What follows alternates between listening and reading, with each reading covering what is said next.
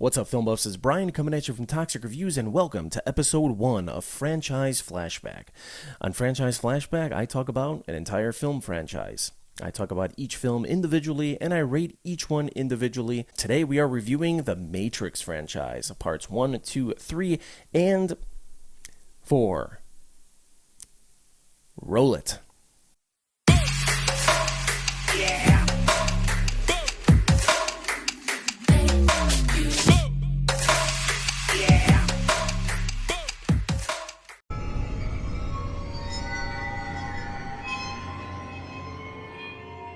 When a beautiful stranger leads computer hacker Neo to a forbidding underworld, he discovers the shocking truth. The life he knows is the elaborate deception of an evil cyber intelligence. The Matrix franchise has a very special place in my heart. Not only am I a geek and I love sci-fi movies, but it was one of the best theater-going experiences I had as a kid. It did really well in the theater, and it spawned 3 sequels now. So sci-fi nuts like myself were blown away by it, and to this day is considered one of the best sci-fi films of all time, and for good reason, because it was ahead of its time. The Matrix is a very unique film, not only because of the subject matter, but because of the time that this film came out. In 1999, I mean, what kind of computers did we have? Windows XP? I don't even know what kind of computers we had back then. My IT people are going to hate me. But when it came out in March 1999, technology wasn't really that far along as it is now. I mean, imagine the jump. I mean, from 99 to 2007, what is that, 8 years? We got the iPhone for the first time, so our very first smartphone. It's pretty nuts to like even fathom that. The story of The Matrix is very complex. You know, on the surface, people think it's just a shoot-'em-up action film. No. Give it a watch. It's definitely not that. There is a lot of action, especially in part 2, but they're very deep films, and they take their time with the philosophy. They allude to religions and gender identity, Hinduism, Buddhism, Christianity. They allude to a lot of these historical, spiritual aspects of our life, especially towards the end of part 3. And it's refreshing that filmmakers take their time with an action film instead of just, you know, shoot 'em up CGI BS that we get a lot now. Not saying it's all bad, I'm just saying it's refreshing to have a film like this. So when The Matrix came out, you know, it was confusing to me in 99. I mean, I was, 8th grade, first year of high school. I'm dating myself right now. So, but yeah, I mean, I didn't know what to think of the film. Then as I got older, as I developed and watched more and more films and classic films and art house films, and, you know, I went to film school, you're more open-minded to what's going on in the world of film. And the more I watched The Matrix over the years, the more respect I had for this franchise. The first 3, at least. The film is perfectly cast. You have Keanu Reeves, Carrie-Anne Moss, Joe Pantoliano.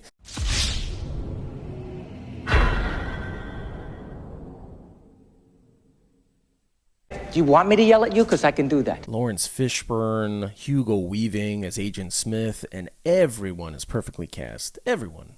You know, you have your cheesy moments in this film. It's from 99. You have the sunglasses with the trench coats and everything, but I mean, it makes it fun. You know, you have your payphones, you have your landlines and stuff. So that dates it a lot. But I mean, that happens in The Matrix. So it doesn't really matter if it's dated in The Matrix, because it's kind of timeless, because you're in a simulation. So it really doesn't bother you when you watch it now. All in all, it's a fun film. Are there moments where it's slow? Yeah, but I mean, you got to introduce the characters, and you got to kind of explain to people what the hell is going on, because it's a very deep film. It's a very deep franchise. You have amazing cinematography by Bill Pope. I mean, this is the first time you're seeing anything like bullet time. Bill Pope is a master at his craft and does a fantastic job on these films. I mean, they basically invented bullet time. So, when I first saw the trailer for this and I saw Neo doing his little backwards thing and dodging the bullets, it blew my mind. It blew everyone's mind. It's insane. It's insane. Even today, that shot is just so good. The colorations, the distinguishing factors between the real world and the Matrix it's beautiful. It's absolutely beautiful. Every single frame of all three of these films looks fantastic. The fight choreography in this film is second to none. It's fantastic. You have a very good pace, even though sometimes the film does slow down a bit. There may be some exposition, but it's the type of exposition where it's entertaining to me. It's not just people sitting there for about 20 minutes explaining everything to you. It's kind of like they're having a real conversation and, little micro conversations that unlocks things here or there. The first Matrix is really a mystery. Even all the way to the end, it's still a mystery. Even after, when I first saw the film, I'm just like, I kind of get this movie, but I kind of don't. I mean, it was confusing for people in '99, but people still loved it, and people still respect it to this day. So, yeah, I mean, this is an iconic film. The ending, especially, my God, the lobby scene is one of the best shootouts you'll ever see in a film. It's a long fight scene, too. You got the shootout, and they're trying to, get Morpheus out of detainment from Agent Smith, and it's just so well done. And then the fight between Smith and Neo is just so well done. Many, many copycats over the years in comedy films and spoof films, in other action films. Some done well and some done terribly. Even though we are talking about bullet time, the very first time you see bullet time actually, technically, is in Blade, which came out in 98, I think. Ding, ding, ding! What do we have for her, Johnny? I don't remember the year Blade came out, but I know it was before The Matrix, and there was one scene where Blade shoots a bullet at Deacon Frost, and it's theoretically bullet time, because that's like the first time you ever see like a bullet slowing down and whizzing past someone's face and that type of shots. But I'm getting technical here. I'll shut up. I'll digress.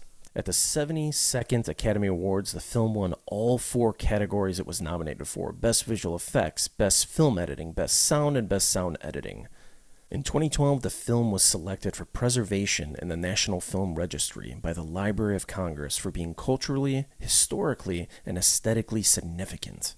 The first Matrix, excellent film, very well done, excellent acting, perfect cinematography, perfect CGI, fantastic story, little slow here or there, but all in all is one of the best sci-fi films of all time, next to Blade Runner and many others. So I'm going to give the first Matrix a rating of...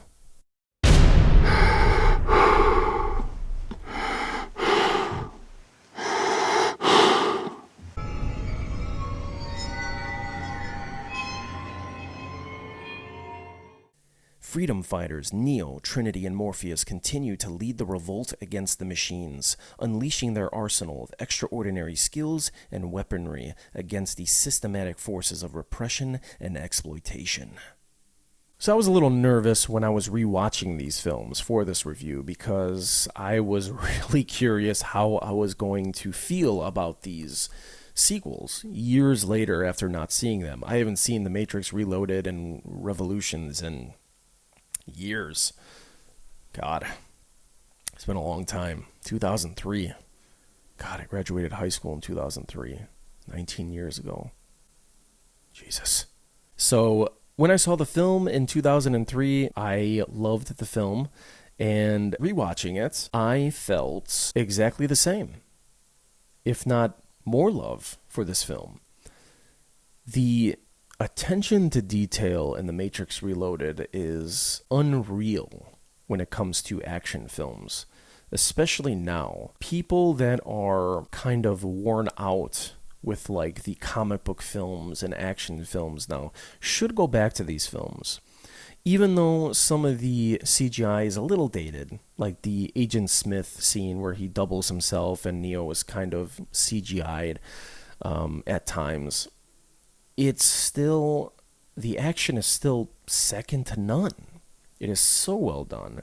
They get deeper into the mythos and the background of where the Matrix came from and how it was created. Neo just has really hard choices in this film. He's conflicted because he doesn't know which way to go. At the end of this film, Neo has a choice. What's he going to choose? You kind of know what he's going to choose. You get it because of the way that you have his character set up, but part 2 is just a continuation of, hey, we got people in the Matrix, we want to destroy the Matrix and make sure everyone could live in the real world, in Zion, and just not be controlled by machines. So there is a considerable amount of action in this film. It is a long movie, and there's a lot of talking as well, but we have some new players in this film, some new characters in this film that are, for the most part, everyone's pretty great. You have the Merovingian, which is a great character. He is a villain that they have to get past to find a guy called the Keymaker. There's such a great scene where it's inside of the Merovingian's space when he talks about the Matrix and when he explains his purpose and choice, and he's just a very cool and collected program that you're very intimidated by. But the actor that plays him is fantastic, and then it leads into literally the best car chase scene I've ever seen. It is my favorite car chase scene. It is probably my favorite action scene of all time. It's about 15-ish minutes, but once this action scene starts, after the meeting with the Merovingian, you have to take a breath. It was like you're holding in your breath because there's so much going on. I mean, they built for the chase scene in this film, for the car chase scene in this film, they built their own highway. Imagine that. Production built their own highway to shoot this. It is insane.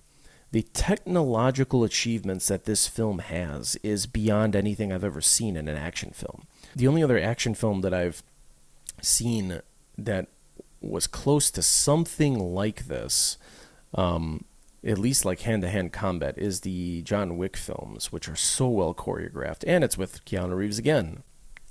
Love you, Keanu. And during that chase scene, you have two cool guys that are called the Twins.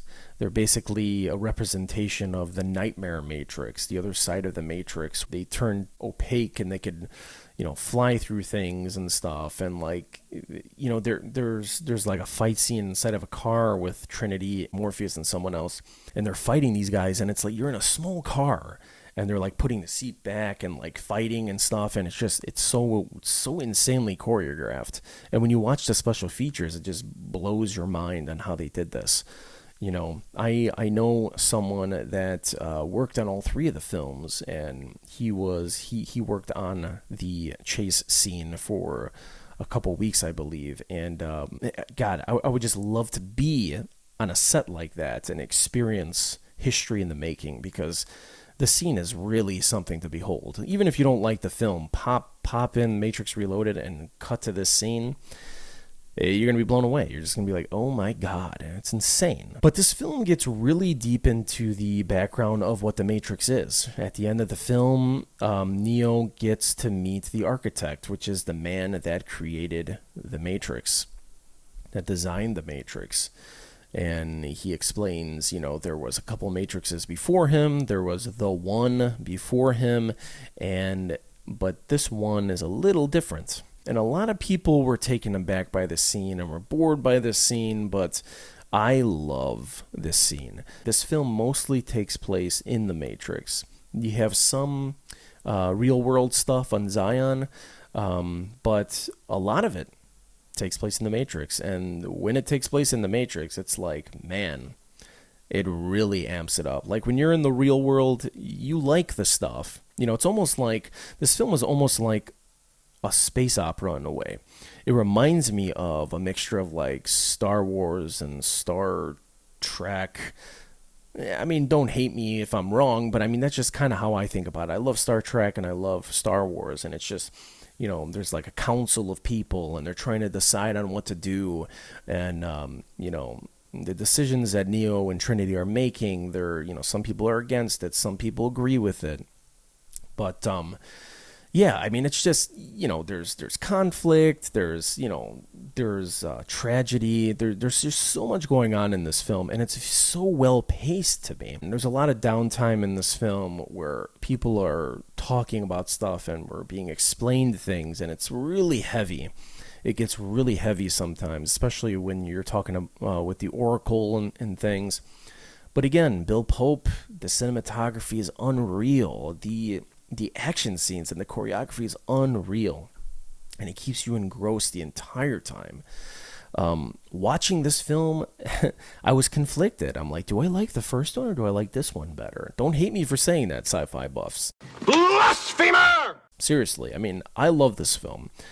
There's a lot of people that talk crap about this film, but I love it. And it's a little easier to pick up and watch than the first one. It's almost like when you're watching, I don't know, Batman Begins and The Dark Knight. Batman Begins is so much setup before you see Batman, but like The Dark Knight, you just pop it in and he's Batman already. Like Neo, it's like you pop it in, he's the one already, and action's starting already. I know that's a very juvenile way of thinking of film, but sometimes you just feel that way. All in all, the first Matrix is iconic, but this one, The Matrix Reloaded, is well done. So the end of this film ends very open-ended, which some people liked, some people do not, because, some people like a movie just to be wrapped up and then you move on to the next. But again, these two films were shot back to back, part 2 and 3, so they had to go in to the next one. So there is a stinger, like a connection. What do they call it in Marvel now, where it like connects to the next? You know what I mean. There's a scene at the end where it leaves it open-ended and it's gonna lead into part 3. Sorry. Matrix Reloaded. Excellent cinematography again. Pretty good acting, couple cheesy moments, but fantastic action. To me, it's just as enjoyable as the first one, if not more for some people. I'm going to give The Matrix Reloaded a rating of...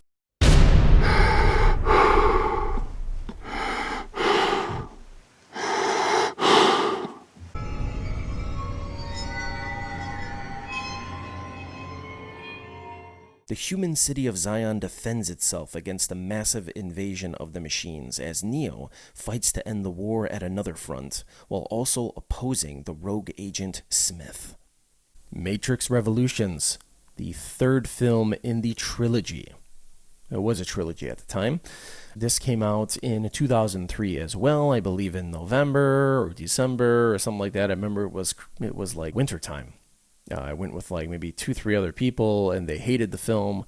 I actually like the film. This is the conclusion of the Matrix franchise, okay? A lot of people were not crazy about this film because a majority of this film takes place in the real world. Watching it as an adult, you get why they had to be in the real world and in Zion in this film. They were leading up to the conquering and the defeat of the machines. To defeat the machines, you have to show the real world. You have to show these people struggling.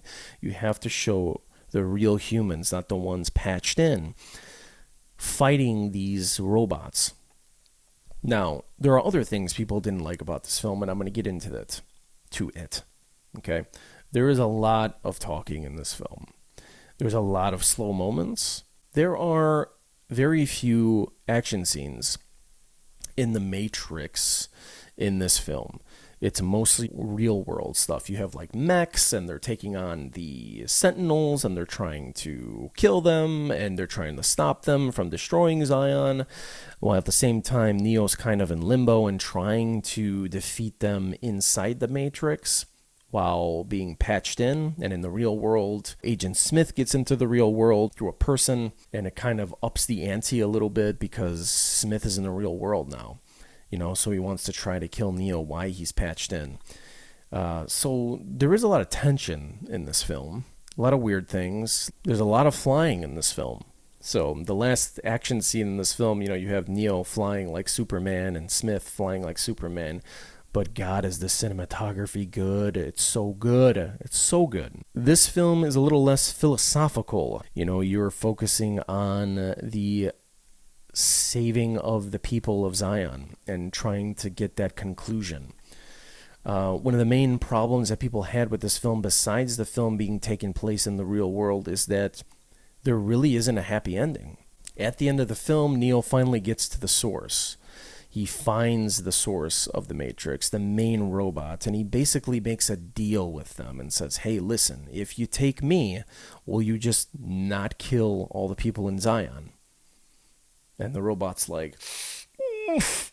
And it's like a robot baby face. It sounds dumb, but when you see it, I'll show it here. And then he gives himself to the machines, kind of like a sacrificial Christ figure at the end. A lot of people didn't like that aspect of the film.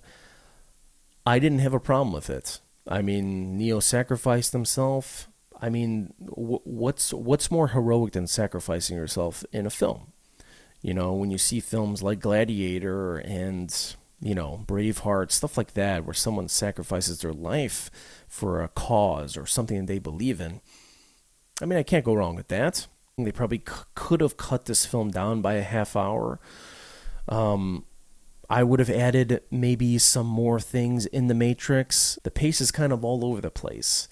Sometimes it's quick, sometimes it's slow, sometimes it speeds up, and then that's the same thing what I just said, but you know what I mean. All in all, it's a super entertaining film. It is not my favorite one, obviously. Most people would probably say that The Revolutions is not their favorite one. It's not my favorite one as well, but seeing it as an adult, I have such a better appreciation for this film. Such a better appreciation. I'm going to give Matrix Revolutions.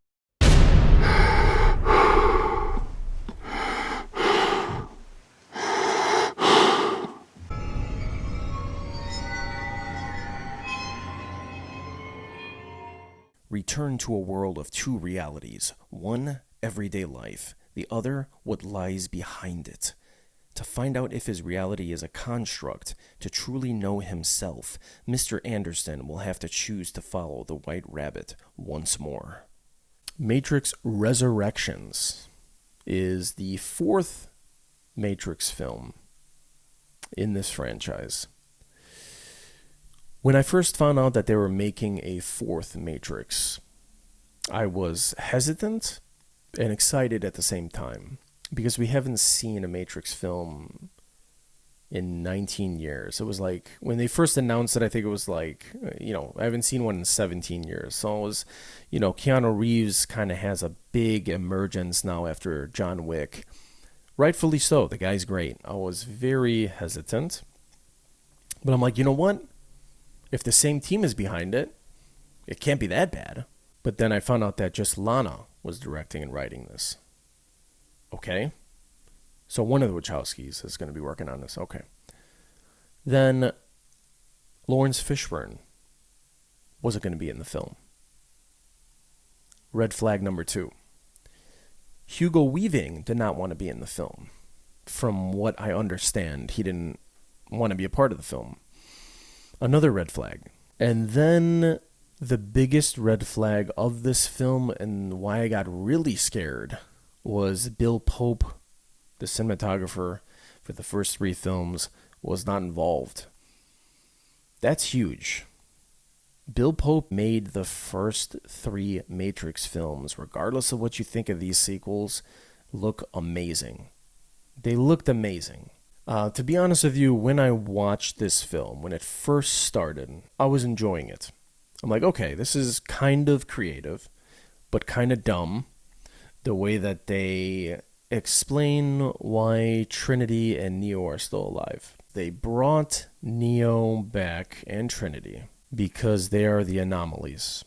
I guess they didn't want to kill them, so they put Trinity and Neo back into the Matrix. And Trinity she has a different name, and Neo is like a game developer. So they made him believe that the first two movies, which he really experienced, were video games. So he was the creator of the video game. I get it. Like, they wanted to, like, confuse him, and they wanted to bring him back in a way. But it's just really weird when you see him sitting by his desk and you see the Todd McFarlane Matrix toys and stuff, which I used to have. It's probably at my parents' house. I'm a dork, as you can see. Whatever. Nerd alert! As I was watching this film, I was trying to understand where they were going with this film. Why they made this film. So, as the film went on, I slowly started to absolutely, positively hate this film.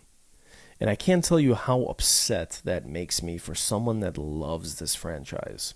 The Matrix is known for, especially the first two, to having a very good opening scene. You know, the first movie, you have Trinity being chased by the agents, and then the second one, you have a fun scene as well. Third one, not so much, but basically this movie is two new characters looking at a rewind of the first scene from the first Matrix movie with different actors playing them. So Trinity is not played by Carrie-Anne Moss, it's a different, and they're like replaying it and noticing that changes are happening. It's a really poor way of starting the film. The two people get chased by agents again, and she jumps off the roof, and then that's it. That's the whole introduction to the film. It's so blah. It's like giving me a dish at a Gordon Ramsay restaurant and not putting in enough salt. You do not care! It's disgrace! Where the hell's the salt?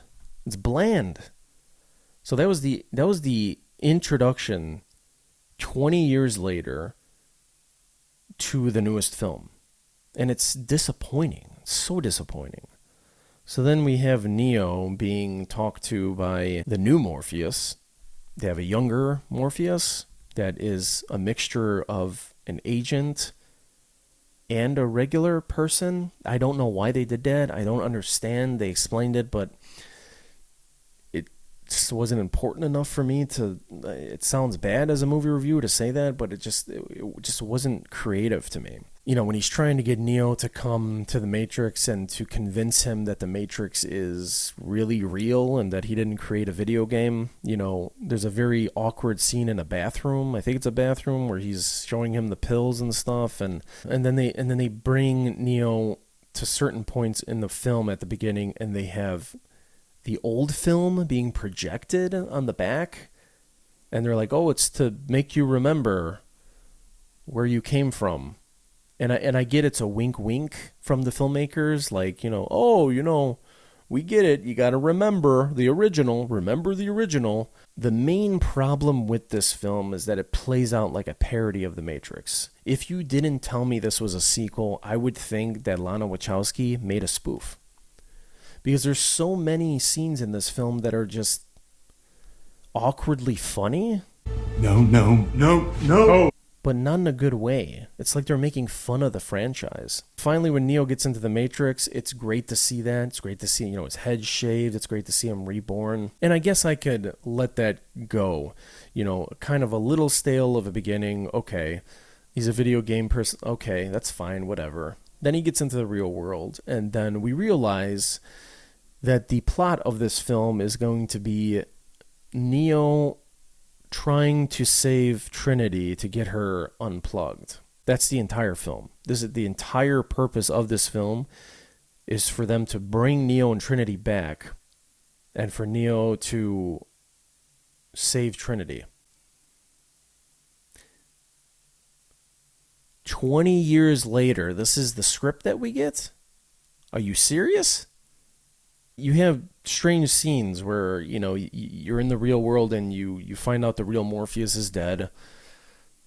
No Lawrence Fishburne, are you kidding me? And And even the new Morpheus, he's just like, he's wearing bright colors and he acts really happy and he's hopping around and it's like, what the hell is going on? I swear to God, it's like a spoof. There's a new city because Zion is not around anymore and they never tell us what the hell happened to Zion. Like, what happened to Zion? There's a new city. It's called the AO. Okay? What happened to Zion? They don't tell us because I'm assuming they thought a sequel was going to happen, but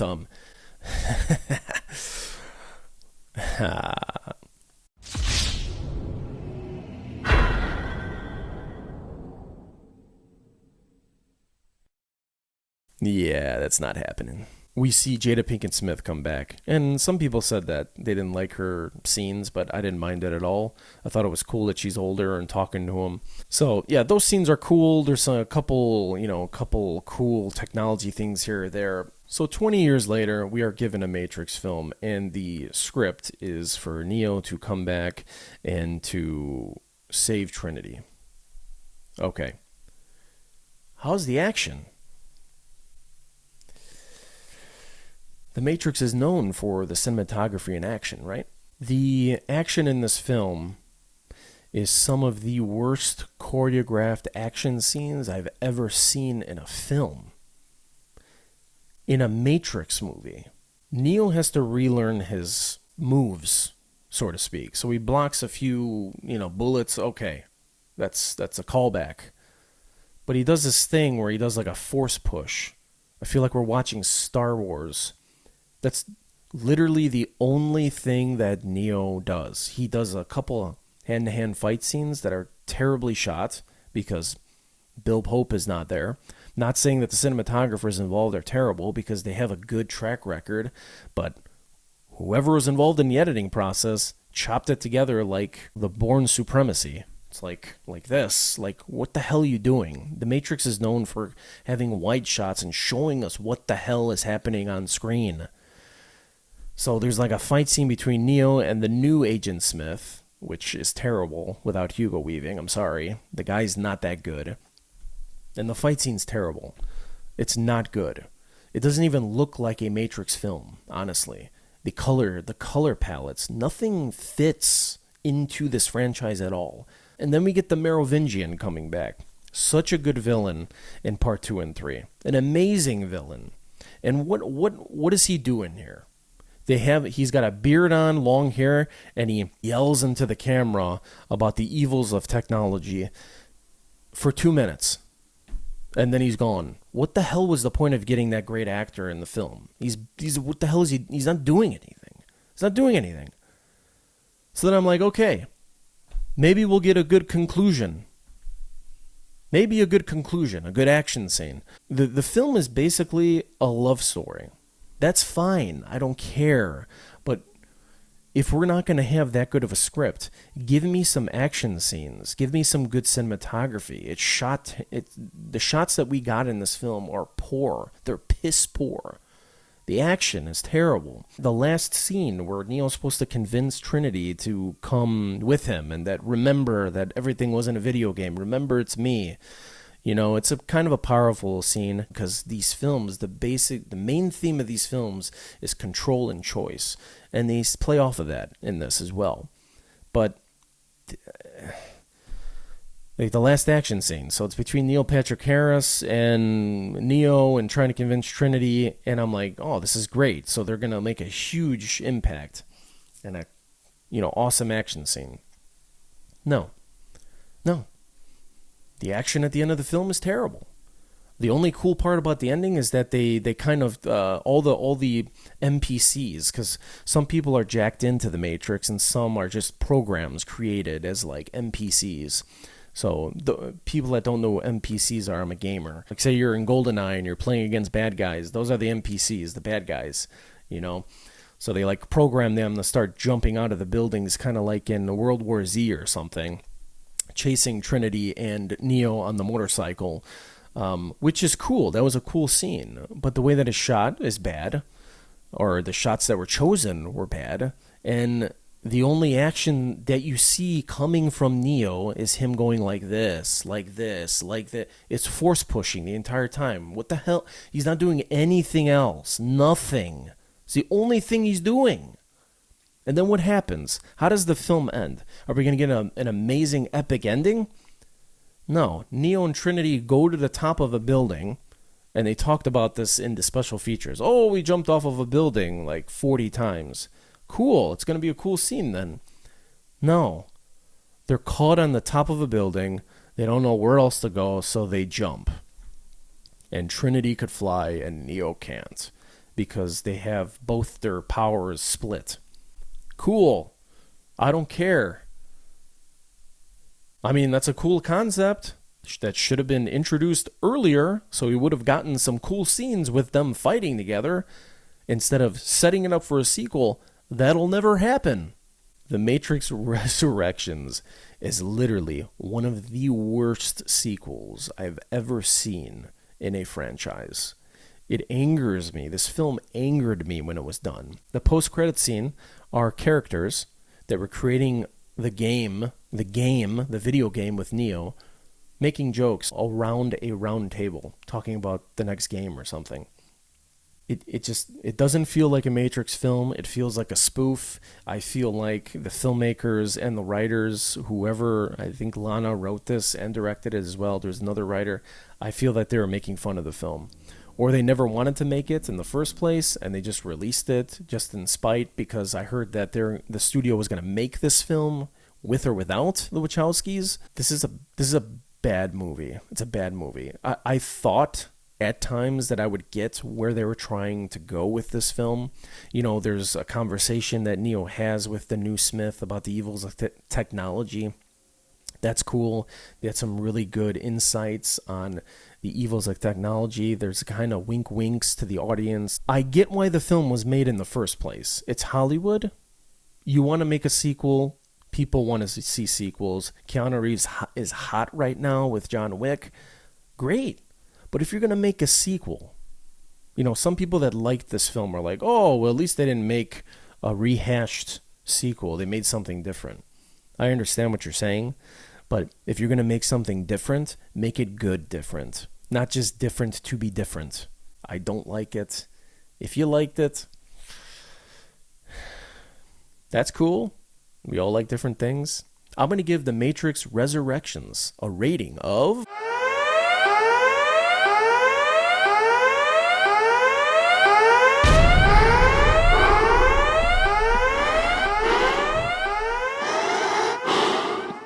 The Matrix franchise has its ups and downs and is often on the brink of excessive exposition, but the positive influence it's left on the film industry is clear even today. For the most part, the films are the perfect balance of inventive storytelling, amazing action, meticulous directing, and superb cinematography.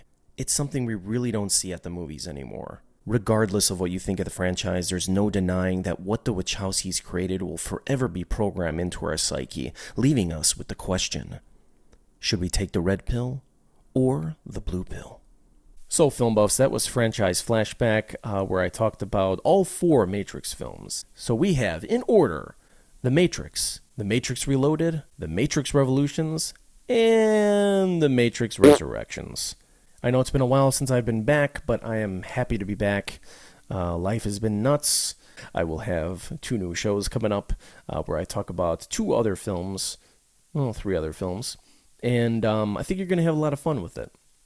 Thank you so much for watching episode 1 of Franchise Flashback Film Buffs. If you like this video, please like, subscribe, and share to catch me every time I'm on air. And to catch me exactly when I'm on air, hit that notification button, that little bell, and you will know exactly when I am posting a video. Take care, Film Buffs.